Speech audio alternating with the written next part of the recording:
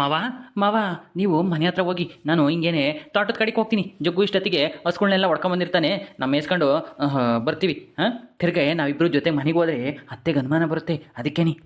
ಸರಿ ಕಣಪ್ಪ ಅಳಿಯ, ಹೆಂಗೋ ನೀನು ನನಗೆ ಜೊತೆಗೆ ಸಿಕ್ಕಿದ್ದು ಒಂಥರ ಖುಷಿ ಆಯಿತು. ಇನ್ಮೇಲೆ ನಾನು ನೀನು ಅವಾಗವಾಗ ಎಣ್ಣೆ ಹೊಡಿಯಕ್ಕೆ ಹೋಗೋಣ ಸಾಯಂಕಾಲಕ್ಕೆ. ಹಾಂ ಐತೆ ದುಡ್ಡು ನಂತೆಗೆ, ಏನು ಯೋಚನೆ ಮಾಡಬೇಡ ನೀನು. ನಿಮ್ಮ ಅತ್ತೆ ಕೊಡ್ದಿದ್ರೆ ಏನಂತೆ, ನಾನಿದ್ದೀನಲ್ಲ, ನಾನೆಲ್ಲ ನಿಮ್ಮ ಅತ್ತೆ ಹತ್ರ ವಸೂಲಿ ಮಾಡ್ಕೊಬತ್ತೀನಿ. ಸರಿ ಆಯಿತು ಮಾವ, ನಿನ್ನಂಥ ಮಾವ ಸಿಕ್ಕಿದ್ದು ನಾನು ಪುಣ್ಯ. ಹಾಂ, ಇಷ್ಟು ದಿನ ಯಾಕೆ ಮಾವ ನೀವು ಅಲ್ಲೆಲ್ಲೋ ಹೋಗಿದ್ರಿ ದುಡಿಯೋಕ್ಕೆ ಅಂತನ? ಹಾಂ, ಏನು ಮಾಡೋದಪ್ಪ, ಇಲ್ಲಿದ್ರೆ ನಿಮ್ಮ ಅತ್ತೆ ಕಾಟ, ದುಡಿಯಲ್ಲ ದುಡ್ತಾರಲ್ಲ ಹಂಗೆ ಹಿಂಗೆ ಅಂತ ನಾ ಕಾಟ ಕೊಡ್ತಿದ್ಲು. ಅದಕ್ಕೆ ಒಂದು 4-5 ತಿಂಗಳು ಬರಲ್ಲ ಅಂತೇಳಿ ಹೋಗಿದ್ದೆ ದುಡಿಯೋಕ್ಕೆ ಅಂತನ. ಅದ್ರಿಗೆ ಏನು ಮಾಡೋದು, ತಂದಿದ್ದು ಒಂದು 25-30 ಸಾವಿರ ನಿಮ್ಮ ಅತ್ತೆ ಕೈ ಕೊಟ್ಟೆ. ಏನೋ ಒಂದೆರಡು ಸಾಲಾಗಿಲ್ಲ ತೀರಿಸ್ಕೊಂಡವಳೆ. ಈಗೇನೋ ಅಣ್ಣಯ್ಯನ ಆಸ್ತಿ ಮೇಲೆ ಕಣ್ಣು ಹಾಕಿದ್ದಾಳೆ. ಅವ್ರು ಅವಾಗ ಕೊಟ್ಟಿದ್ರು ಬಂಗಾರ ದುಡ್ಡು, ಆಮೇಲೆ 1 ಎಕರೆ ಹೊಲನೂ ಕೊಟ್ಟಿದ್ರು. ಅದು ಏನೇನೋ ಆಗಿ ಕಳ್ಕೊಂಡು ಎಲ್ಲನ ನಾವು ಬೆಂಗ್ಳೂರಿಗೆ ಹೋಗಿದ್ವಿ. ಬೆಂಗ್ಳೂರಿಗೆ ಹೋಗಿ ಆಮೇಲೆ ತಿರ್ಗಾ ಅಲ್ಲಿ ಸವಾಸಲ್ಲ ಅಂತೇಳಿ ಅಲ್ಲಿ ಬಾಡಿಗೆ ಕಟ್ಟೋಕ್ಕಾಗಲ್ಲ ಅಂತ ತಿರ್ಗಾ ಹಳ್ಳಿಗೆ ಬಂದು ಸೆಟ್ಲ್ ಆದ್ವಿ. ಹಿಂಗಾಯ್ತು. ಈಗ ಲಾಯರ್ನ ಹೋಗಿ ಕೇಳಿದೆ, ಆದರೆ ಲಾಯರು ಈ ಕೇಸ್ ಎಲ್ಲ ನಡೆಯಲ್ಲ ಹಂಗೆ ಹಿಂಗೆ ಅಂತ ಹೇಳಿದ್ರು. ನನಗೂ ಏನು ಯಾರಿಗೇನು ಪರಿಚಯ ಇಲ್ಲ ಲಾಯರು, ಸುಮ್ಮನೆ ಒಂದು ಸಲ ಏನೋ ಭೇಟಿ ಮಾಡಿದ್ದೆ ಅವ್ರನ್ನ ಅಷ್ಟೇನೆ. ಅದಕ್ಕೆ ನಿಮ್ಮ ಅತ್ತೆ ಹತ್ರ ಏನೋ ಒಂದು ಸುಳ್ಳು ಹೇಳಿ ದುಡ್ಡು ಇಸ್ಕೊಂಡೆ. ನೋಡೋಣ ಬಿಡು, ಈ ವಿಷಯಕ್ಕಾದ್ರೂ ನಿಮ್ಮ ಅತ್ತೆ ನನಗೆ ಅವಾಗ ದುಡ್ಡು ಕೊಡ್ತಾಳೆ ಕೇಳ್ದಂಗೆಲ್ಲನ. ಸರಿ ಮಾವ ಆಯಿತು. ಈ ವಿಷಯನ ಅತ್ತೆ ಹತ್ರ ಹೇಳಕ್ಕೆ ಹೋಗ್ಬೇಡಿ. ಲಾಯರ್ ಹತ್ರ ಹೋಗಿದ್ದೆ, ಕೇಸ್ ನಿಮ್ಮ ಅಂತಾನೆ ಆಗುತ್ತೆ ಅಂತ ಹೇಳಿದ್ರು ಅಂತ ಹೇಳ್ರಿ. ಹಾಂ, ನಾನು ಕರ್ಕೊಂಡು ಹೋಗಿದ್ದೆ ಅಂತ ಹೇಳ್ಬೇಡ್ರಿ. ನಾನು ಕರ್ಕೊಂಡು ಹೋಗಿದ್ದೆ ಅಂತ ಅಂದರೆ ಅತ್ತೆ ಬೈತಾರೆ ನಿಮ್ಮನ್ನ. ಹಾಂ, ಹಂಗ ನನಗೆ ಗೊತ್ತಿಲ್ವಾ ಸುಳ್ಳು ಹೇಳೋದು ಹೆಂಗೆ ಅಂತನಾ? ನೀನು ನನಗೆ ಹೇಳ್ಕೊಡ್ಬೇಕಾ? ಹೌದಾ ಮಾವ, ಅಂದರೆ ನೀವು ಮದುವೆ ಆದಾಗಿಂದ ಹಿಂಗೆ ಯಾಮಾರ್ಸ್ಕೊಂಬಂದಿದ್ದೀರ ಅತ್ತೆನಾ? ಮತ್ತೆ ಇನ್ನೇನು, ನಿಮ್ಮ ಅತ್ತೆನ ಮದುವೆ ಆಗಿದ್ದು ಹಿಂಗೆ ಸುಳ್ಳು ಹೇಳಿನಿ. ನಿಜ ಹೇಳಿದ್ರೆ ಅವಳೆಲ್ಲಿ ನನ್ನಂತನ್ನು ಮದುವೆ ಆಗೋಳು. ಅವರಪ್ಪ ಬೇರೆ ಬಂದಿದ್ದು ಚೆನ್ನಾಗಿದ್ರು. ನಾನು ಇಂಜಿನಿಯರಿಂಗ್ ಮಾಡಿದ್ದೀನಿ ಅಂತ ಹೇಳಿ ನಂಬಿಸಿ ಮದುವೆ ಆಗಿದ್ದು ನಿಮ್ಮ ಅತ್ತೆನ.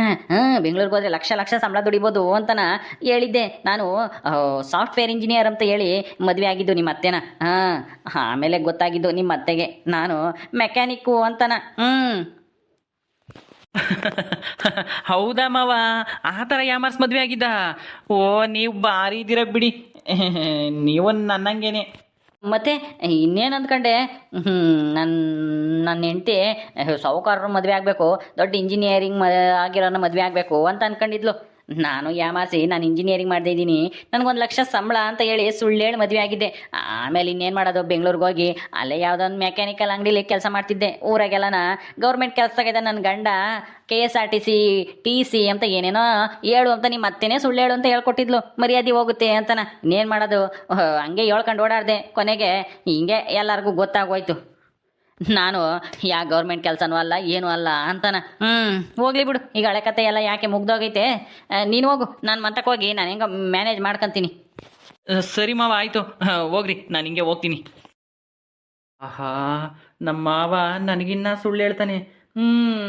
ಸರಿ ಆಯಿತು, ನನಗೆ ಒಳ್ಳೆ ಮಾವನೇ ಸಿಕ್ಕವ್ರೆ. ಆ ಜಗ್ಗು ಒಂದು ಕಡೆಗೆ, ನಮ್ಮ ಮಾವ ಒಂದು ಕಡೆಗೆ. ಹೆಂಗೋ ಬಿಡು, ನಾನಂತೂ ಈ ಮನೆ ಬಿಟ್ಟು ಎಲ್ಗೂ ಹೋಗೋದೇ ಇಲ್ಲಪ್ಪ. ನಮ್ಮ ಜಗ್ಗಿಗೆ ಈಗ ಏನಾನ ಒಂದು ಸುಳ್ಳು ಹೇಳಿ ನಂಬಿಸ್ಬೇಕು. ನನ್ನ ಗಂಡ ಲಾಯರ್ನ ಭೇಟಿ ಮಾಡಿರ್ತಾರೆ ಅನ್ಸುತ್ತೆ. ಅವ್ರಿಗೆಲ್ಲ ಗೊತ್ತಂತೆ, ಪೊಲೀಸು ಲಾಯರು ಎಲ್ಲನ. ನಮ್ಮ ಅಣ್ಣನ ಮೇಲೆ ಕೇಸ್ ಹಾಕಿ ಅರ್ಧ ಆಸ್ತಿನ ನಾನು ತಗೊಂಡ್ಬಿಡ್ಬೇಕು, ಸಾವುಕಾರ ಜಯಮ್ಮ ಆಗ್ಬಿಡ್ಬೇಕು. ಜಯಾಂಟಿ ಜಯಾಂಟಿ, ಯಾರೋ ಬರೀ ಒಳಿಕೆ ಇದ್ದೀನಿ. ಓ ದಿವ್ಯಾ, ನೀನೇನೆ? ಕಾಲ್ ಸರಿ ಆಯ್ತಾ? ಚೆನ್ನಾಗಿ ನಡ್ಕೊಂಡ್ ಬರ್ತಾ ಇದೀಯ ಇವಾಗ? ಹ್ಞೂ ಆಂಟಿ, ಎಲ್ಲ ಚೆನ್ನಾಗಾಯ್ತು, ಈಗೇನು ನೋವಿಲ್ಲ, ಚೆನ್ನಾಗಿ ನಡ್ಕೊಂಡ್ ಬರ್ಬೋದು. ಏನ್ ಮಾಡ್ತಾ ಇದ್ರಿ? ಆಯ್ತಾ ಊಟ ಅಲ್ಲ ಕಾಫಿ?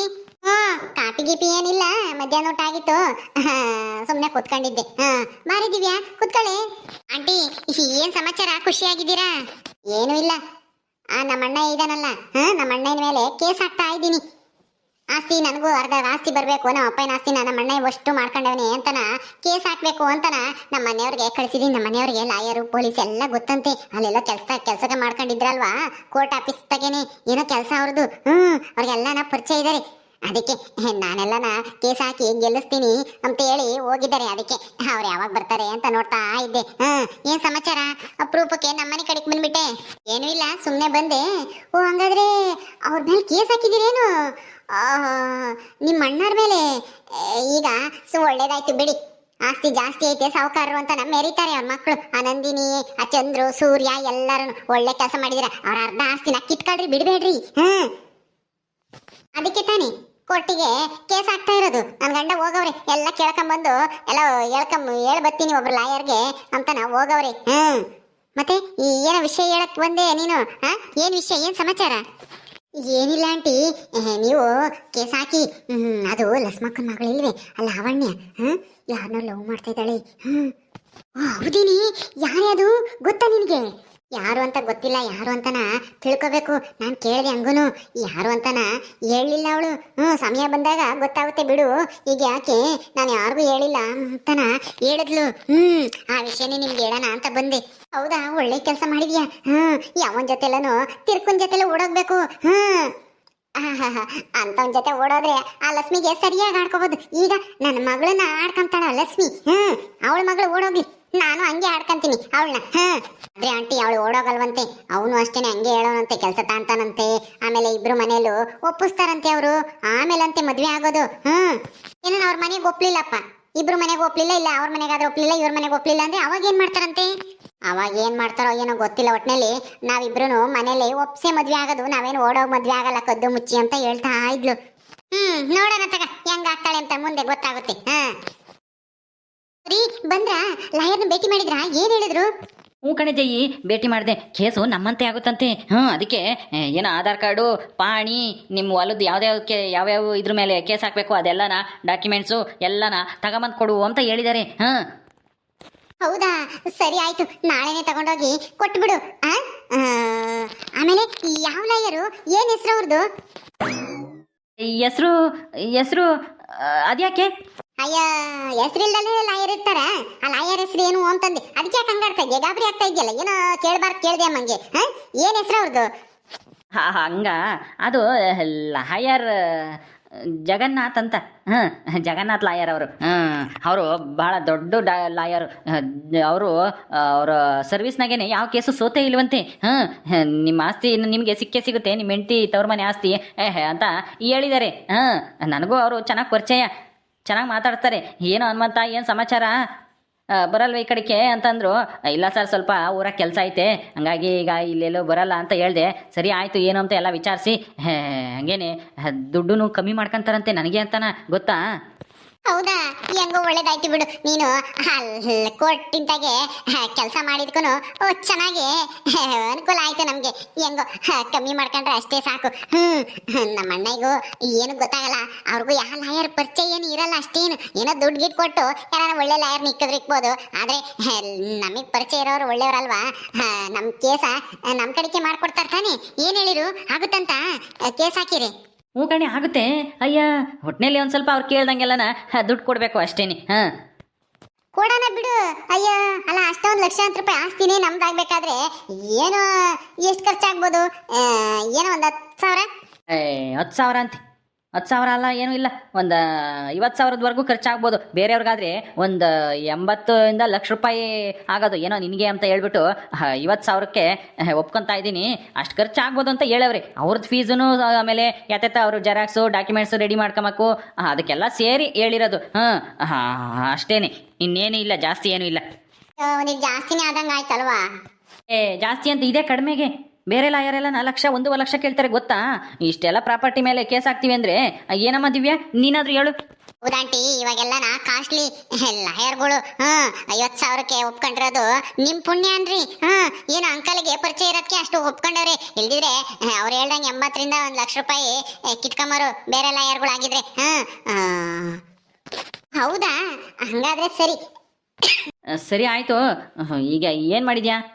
ಏನ್ ಮಾಡಿದ್ಯಾ ಅಂದ್ರೆ ಈಟತ್ನಾಗ ಏನ್ ಮಾಡೋಣ, ಬೈನತ್ನಾಗ ಕಾಪಿ ಕಾಸು ಕೊಡೋನೇನು? ಬಾ, ದಿವ್ಯನು ಬಂದವಳೆ, ಕಾಪಿ ಕಾಸ್ಕೊಂಡು ತಾಂಬತ್ತೀನಿ, 3 ಕುಡಿಯೋಣ, ಕುಕ್ಕಂಡಿರ್ ಬಾ. ಹೌದಾ, ಸರಿ ಆಯ್ತು, ಕಾಸ್ಕೊಂಬ. ಮತ್ತೆ ಆ ಲಾಯರ್ದು ಆಫೀಸ್ ಎಲ್ಲೈತೆ?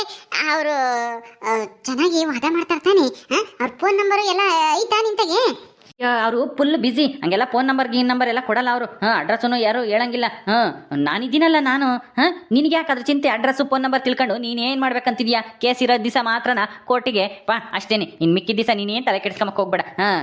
ನಾನಿದ್ದೀನಲ್ಲ, ನಾನೆಲ್ಲ ನೋಡ್ಕೊಂತೀನಿ ಜಯಿ. ನಿನಗೆ ತೊಂದರೆನೇ ಆಗಲ್ಲ. ನೀನು ಆರಾಮ ಮನೆ ಕುಕ್ಕೊಂಡಿದ್ದು ಆಸ್ತಿ ತಗೋಬೋದು, ನಿಮ್ಮ ಅಣ್ಣನ ಆಸ್ತಿಗೆ ಭಾಗ ತೆಗಿಸ್ಬೋದು. ಹಂಗಂತ ಹೇಳಿದ್ದಾರೆ ಲಾಯರ್. ನನ್ನ ಹೆಂಡತಿ ಬರೋಕ್ಕಾಗಲ್ಲ ಸರ್ ಅಂತ ಅಂದಿದ್ದಕ್ಕೆ ನೀನಿದೆಯಲ್ಲ ನೀನು ಬಾ ಸಾಕು. ನಾನು ಹೇಳಿದಂಗೆ ಅವಾಗವಾಗ ಅವ್ರು ಕೇಳ್ದಂಗೆ ದುಡ್ಡು ಡಾಕ್ಯುಮೆಂಟ್ಸ್ ಏನೇನು ಬೇಕೋ ಅದನ್ನೆಲ್ಲನ ತಗೊಂಡೋಗಿ ಕೊಟ್ಟರೆ ಅಷ್ಟೇ ಸಾಕು. ಹಾಂ ಹೌದಾ ಸದ್ಯ ನಿಮ್ಮಿಂದ ನನಗೆ ಇದಾದ್ರೂ ಉಪಕಾರ ಆಯ್ತಲ್ಲ ಮದ್ವೆ ಆದಾಗಿಂದನ. ಸರಿ ಕುಕ್ಕಂಡಿರು ಕಾಸ್ಕ ಬರ್ತೀನಿ. MTV ಸುಬ್ಬಲಕ್ಷ್ಮಿಗೆ ಬರಿಯೋಳು, ZTV ಮಾದೇಗೌಡ್ರಿಗೆ ಬರಿಯೋಳು, ಸೆನ್ಸಾರ್ ಇಲ್ಲದೆ ಎಲ್ಲ ತೋರಿಸು, ಈ ಚಾನಲ್ ಥರ ಕೆಲಸ ಮಾಡು ಹಾಳು ನಾ ಹಾಳು. ಏನಂಕಲ್ ಫುಲ್ ಖುಷಿಯಾಗಿ ಹಾಡು ಹೇಳ್ತಾ ಇದ್ದೀರಾ? ಹಾಂ ಖುಷಿ ಆಯ್ತಮ್ಮ, ಅದಕ್ಕೆ ಹಾಡು ಹೇಳ್ತಾ ಇದ್ದೆ. ಹಾಂ ಏನು ಸಮಾಚಾರ ದಿವ್ಯಾ, ಕಾಲ್ ಚೆನ್ನಾಗಾಯ್ತಾ? ಅಂಕಲ್ ಇವಾಗ ಚೆನ್ನಾಗಾಗಿದೆ, ಕುತ್ಕೊಳ್ಳಿ ಅಂಕಲ್. ಓಕೆ ಸ್ನೇಹಿತರೆ, ಈ ವಿಡಿಯೋನ ಇಲ್ಲಿ ಮುಗಿಸ್ತಾ ಇದ್ದೀವಿ. ಈ ಕಥೆಯನ್ನು ಮುಂದುವರಿಯುತ್ತೆ. ನಿಮ್ಮೆಲ್ಲರಿಗೂ ಈ ವಿಡಿಯೋ ಇಷ್ಟ ಆದರೆ ಲೈಕ್ ಮಾಡಿ ಶೇರ್ ಮಾಡಿರಿ. ಹಾಗೆ ಇನ್ನು ಯಾರ್ಯಾರು ನಮ್ಮ ಚಾನಲ್ ಸಬ್ಸ್ಕ್ರೈಬ್ ಮಾಡ್ಕೊಂಡಿಲ್ವೋ ದಯವಿಟ್ಟು ಸಬ್ಸ್ಕ್ರೈಬ್ ಮಾಡ್ಕೊಳ್ರಿ. ಮುಂದಿನ ವಿಡಿಯೋದಲ್ಲಿ ಸಿಗ್ತೀವಿ. ನಮಸ್ಕಾರ.